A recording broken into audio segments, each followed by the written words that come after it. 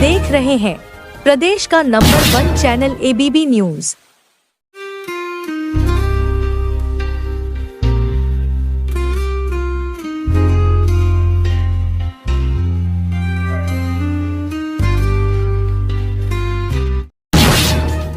देखिए, इस समय चुनावी समर चल रहा है। उपचुनाव की तैयारी में तमाम पार्टियां लगी हुई हैं, तमाम जो है कैंडिडेट मैदान में हैं।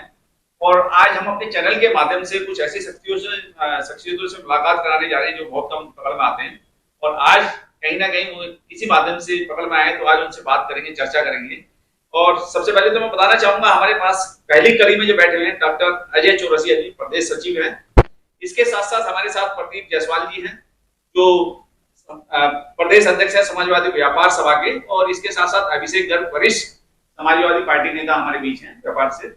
और सबसे पहला सवाल तो मैं यही करना चाहूंगा कि इस समय जो उपचुनाव चल रहा है, इस उपचुनाव में प्रदीप जी देखा जाए कहीं ना कहीं जातिवाद की राजनीति हो रही है। और एक बहुत तेजी से एक सवाल जो है वो पूरे देश के अंदर फैल चुका है, बटेंगे तो कटेंगे। लेकिन अखिलेश यादव जी कहते हैं जुड़ेंगे तो जीतेंगे। क्या कहेंगे इस सवाल को लेकर? कि समाजवादी पार्टी सभी धर्म, सभी समुदाय, सभी वर्ग को लेकर चलने की और साथ सबको सम्मान देने की पार्टी है। जब समाजवादी पार्टी के राष्ट्रीय अध्यक्ष, संस्थापक राष्ट्रीय अध्यक्ष और हम लोग के नेता पूर्व मुख्यमंत्री आदरणीय अखिलेश यादव जी ने जब समाजवादी पार्टी का गठन किया था 4 नवंबर 1992 को, आपको याद होगा, संस्थापक सदस्य के रूप में पंडित जनेश्वर मिश्रा जी, मोहन सिंह जी, आजम खान साहब और तमाम हर जाति जनजाति के लोग उसमें शामिल थे।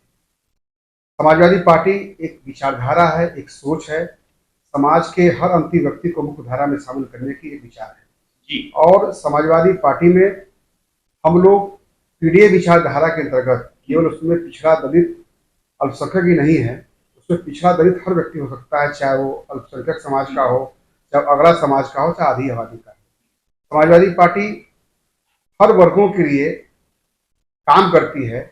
आपने देखा होगा कि समाजवादी पार्टी में जब सरकार थी, जब नेताजी मुख्यमंत्री थे, तो व्यापारी समाज के लिए जो उन्होंने ऐतिहासिक व्यापारी हित में निर्णय लिए, चाहे वो ईसीएफ की बात की जाए, जो आवश्यक वस्तु अधिनियम को बोलते हैं, और जिसके अंतर्गत हमारा व्यापारी जो अपने प्रतिष्ठान में बढ़ा रहता था, इंस्पेक्टर अधिकारी आता था, उसके रजिस्टर को चेक करता था, जरा सा भी एक भी अंतर पाता था, कोई कमी पाता था भौतिक स्टॉक से, तो उसको उस धारा में विरुद्ध करके तत्काल जेल भेजा करता था, जिसकी जमानत हाईकोर्ट से 6 महीने पहले नहीं होती थी।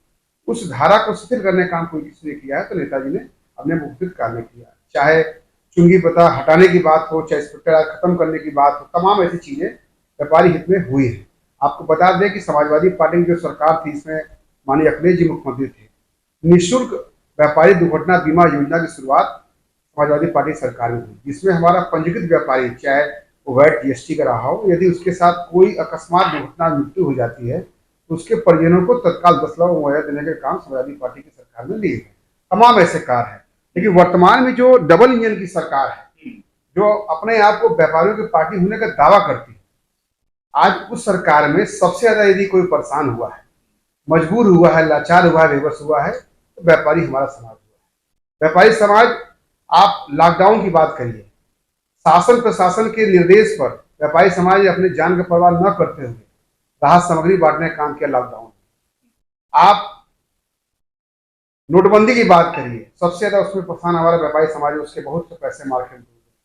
आप जटिल जीएसटी की बात करिए, सबसे ज्यादा परेशान व्यापारी समाज है। इसलिए व्यापारी समाज ने जिस प्रकार से 2023 लोकसभा चुनाव में ऐतिहासिक समर्थन देकर माननीय अखिलेश यादव जी को अधिक से अधिक सीटों को जिताया, और मेरा विश्वास है जिस प्रकार से पूरे उत्तर प्रदेश नहीं पूरे देश में भाजपा के खिलाफ एक माहौल बना हुआ है, हर व्यक्ति चाहता है कि बदलाव हो। आज इस समर के बयार में निश्चित रूप से समाजवादी पार्टी और कांग्रेस की इंडिया गठबंधन जो अपने प्रत्याशी हैं 9 विधानसभा के, निश्चित रूप से चुनाव जीतेंगे। आज इसी कड़ी में हम लोग जनपद गाजियाबाद में माननीय राष्ट्रीय अध्यक्ष के निर्देश पर व्यापार प्रकोष्ठ जो समाजवादी पार्टी का है, जिसको व्यापारी समाजवादी व्यापार सभा कहते हैं, उसका मैं प्रदेश अध्यक्ष हूँ।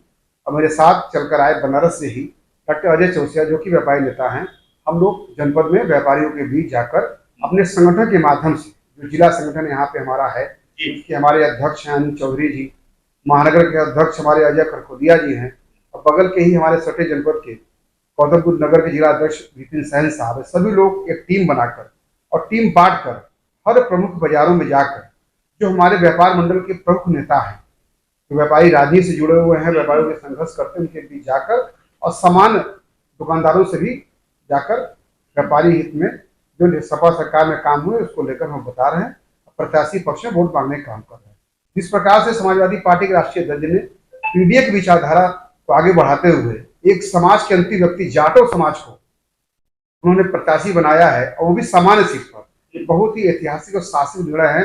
ऐसा निर्णय केवल समाजवादी कर सकता है, बाकी कोई नहीं कर सकता। इसलिए मुझे आशा नहीं, पूर्ण विश्वास है हमारे जो जनपद गाजियाबाद के जो वरिष्ठ व्यापारी नेता हैं, यहाँ हम लोग बैठे हुए अभिषेक गर्ग जी, आपके नेतृत्व में भी हम लोग लगातार मीटिंग कर रहे हैं। यहाँ प्रमुख जो व्यापार मंडल के नेता हैं, प्रमुख व्यापारी हैं, उनसे मुलाकात हो रही है और बहुत अच्छा जन समर्थन आपके नेतृत्व में उनको मिल रहा है। प्रत्याशी इसमें जीतने जा रहा है। डॉक्टर अजय चौरसिया जी से मैं अगला सवाल चाहूंगा।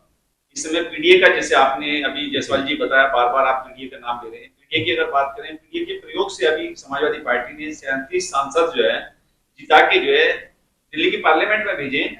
क्या 2027 में विधानसभा चुनाव को किस नजरिए से देखते हैं? पीडीए एक विचारधारा है, माननीय राष्ट्रीय अध्यक्ष जी ने समाज में संदेश देने के लिए बताया है कि पीडीए हर वो व्यक्ति हो सकता है, चाहे वो अगड़ा समाज से हो, पिछड़ा समाज से हो, जो भी पीड़ित, दुखी और शोषित आदमी है वो हमारे पीडीए परिवार का एक सदस्य है। और इस सरकार में ऐसा कोई वर्ग नहीं बचा है जो पीड़ित और दुखी नहीं है, चाहे वो व्यापारी है, चाहे छात्र है, चाहे महिलाएं हैं, हर वर्ग इनसे परेशान है और इनसे दुखी है। ये हमेशा नकारात्मक चीजों को समाज में लेके आते हैं, नारे के रूप में लेके आते हैं, बटेंगे तो कटेंगे।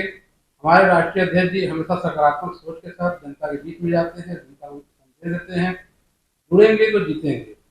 परिवार जितना बड़ा आपका होगा, जुड़ने से उतना ही आपका प्रभावशाली प्रदर्शन होगा चुनाव में।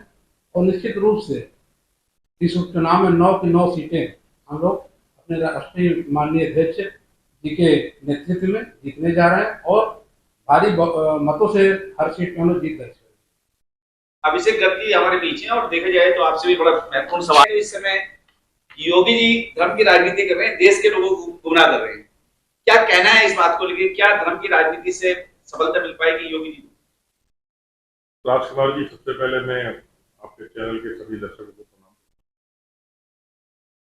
जब आपने इंटरव्यू शुरू किया तो आपने कहा कभी कभी पत्थर नहीं आते। हाँ। हम लोग तो सदैव ही जनता के बीच में रहने वाले व्यक्ति हैं, पर हमें कभी कभी मौका मिलता है आप लोगों से रूबरू होने का। जी जी जी। आप जितनी जल्दी जल्दी रूबरू होते रहे, हम जल्दी जल्दी। जी जी। आप ध्यान करिए, पिछली बार जब आपने इंटरव्यू लिया था तब आपने मुझसे क्या बात कही थी कि शहर के अंदर विपक्ष की क्या स्थिति थी, विपक्ष के अंदर आपने क्या बोला था, तो बटेंगे और कटेंगे वाले बयान के ऊपर भी आपने जब बात की थी। तो मैंने उस समय हालिया बयान दिया गया था। जी जी। तो मैंने उस समय भी एक बात कही थी कि शिक्षा और संस्कार के बड़ा महत्व हो जाता है। यदि शिक्षा अच्छी हो, संस्कार अच्छे हो, तो व्यक्ति कभी खाई बनने का काम नहीं करेगा। अब ये मैं आपने जो प्रश्न पूछा है इसके परिप्रेक्ष्य में भी मैं बात कह रहा हूँ।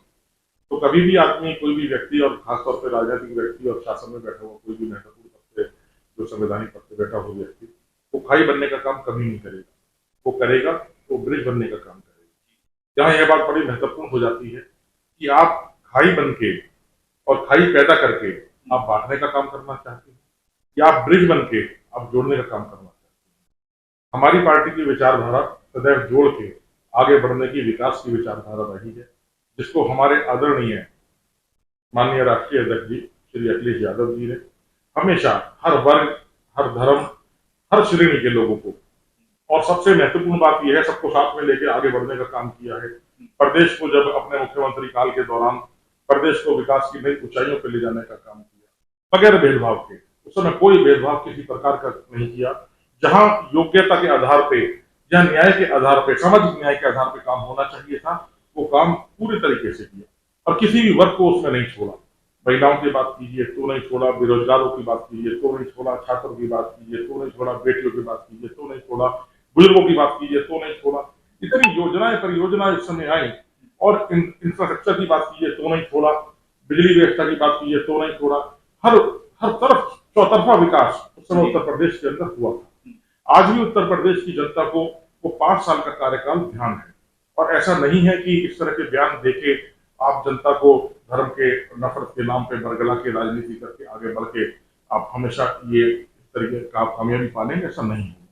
2027 के अंदर निसंदेह समाजवादी पार्टी और इंडिया गठबंधन की सरकार पूर्ण बहुमत के साथ, बेहद मजबूती के साथ बनने जा रही है, और उत्तर प्रदेश चौतरफा विकास की तरफ पुनः अग्रसर होंगे।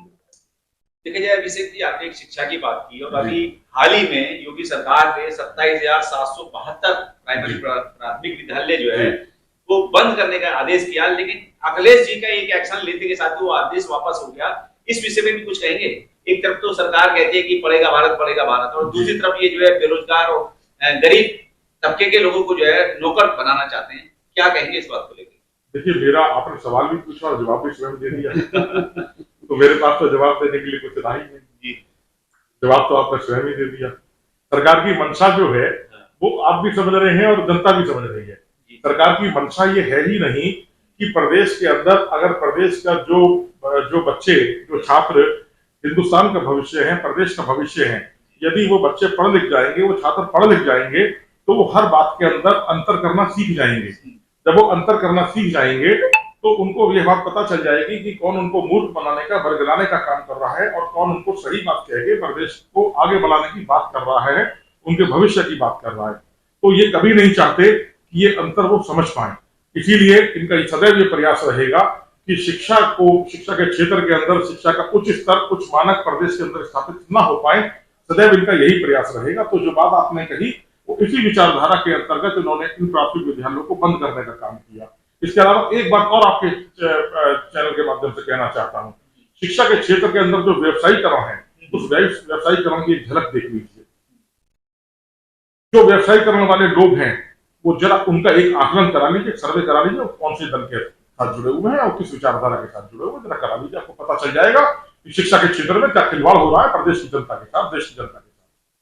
प्रदीप जायसवाल जी, एक बड़ा महत्वपूर्ण सवाल है, और इस उपचुनाव में देखा जाए कहीं ना कहीं 6 सीट तो पहले ही समाजवादी पार्टी के हिस्से में थी, उसके बाद में 4 सीटों की बात की जाए तो उसकी दौड़ है। लेकिन इस बार गाजियाबाद विधानसभा 56 के अंदर एक ऐतिहासिक परचम लहराने जा रहा है। समाजवादी पार्टी सीट जीतने जा रही है, और इसी भय और डर के चलते योगी जी हो या प्रदेश अध्यक्ष हो भाजपा के या अन्य नेताओं, सांसद हो, वो दिन रात डेरा यहाँ गाजियाबाद में डाले हुए।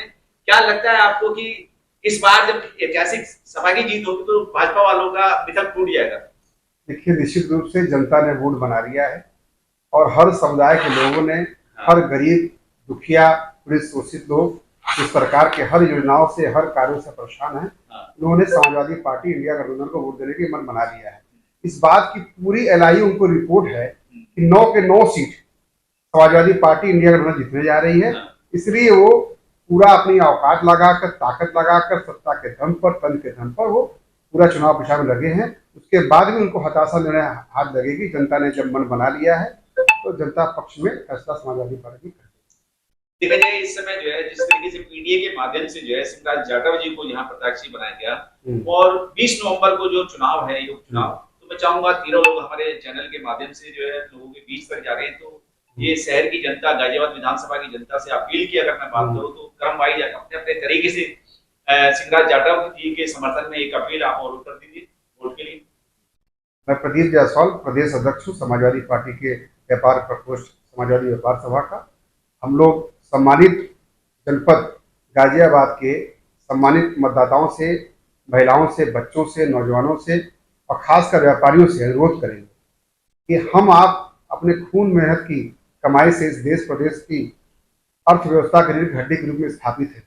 क्या टैक्स देने के बाद हमारा आपका सम्मान उस तरीके से है जो होना चाहिए? नहीं है। हम लोग को हमेशा अपमानित किया जाता है। यहाँ तक कि सरकार का कोई तंत्र हो, चाहे बाट मार्क विभाग हो, चाहे जीएसटी विभाग हो, चाहे खास सुरक्षा हो, उसके अधिकारी नहीं, कर्मचारी हमको आपको सम्मानित नहीं, बल्कि मैं कहने में कोई बुराई नहीं, चोट की दृष्टि से देखते हैं। उनके बोलने का लहजा, उनका ढंग जो है वो बहुत अटपटा रहता है। इसलिए आज साथियों, अपने मान सम्मान को ध्यान में रखते हुए और अपने भविष्य जो आने वाले बच्चों का देखते हुए आज निर्णय करने का वक्त मिला है। जिस प्रकार से सामान्य सीट पर समाजवादी पार्टी के सम्मानित राष्ट्रीय अध्यक्ष, उत्तर प्रदेश के पूर्व लोकप्रिय मुख्यमंत्री अखिलेश यादव जी ने शिवराज जाटव जी को आपके बीच विधायक प्रत्याशी बना के भेजा है, हम लोग आपसे अनुरोध करते हैं, प्रार्थना करते हैं, रिक्वेस्ट करते हैं कि माननीय अखिलेश यादव जी की नीतियों पर विश्वास करते हुए अपने हक हकूक के लिए समाजवादी पार्टी के प्रत्याशी को साइकिल चुनाव चिन्ह पर भारी से भारी मत देकर विजयी बनाइए। धन्यवाद। जय हिंद, जय बाबाई समाज।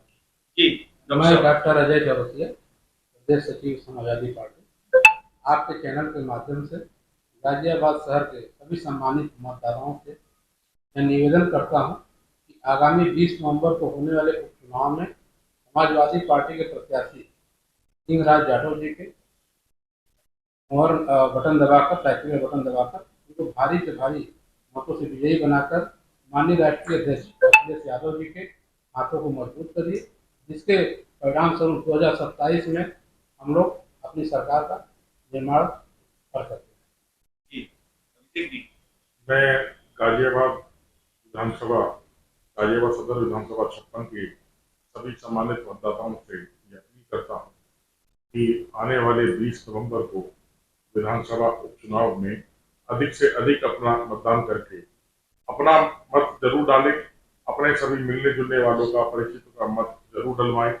समाजवादी पार्टी के प्रत्याशी भाई सिंहराज जाटव जी के पक्ष में साइकिल के चुनाव चिन्ह पर मतदान जरूर करें और अपने शहर के समुचित विकास के लिए यह मतदान करें और प्रदेश को एक नई ऊंचाइयों पर ले जाने के लिए, नई ऊंचाइयों पर मैं इसलिए कह रहा हूं क्योंकि जब भाई सिंहराज जाटव जी चुनाव जीतेंगे तो यह संदेश 2027 के लिए जाएगा। यह 2027 के चुनावों का लिटमस टेस्ट है।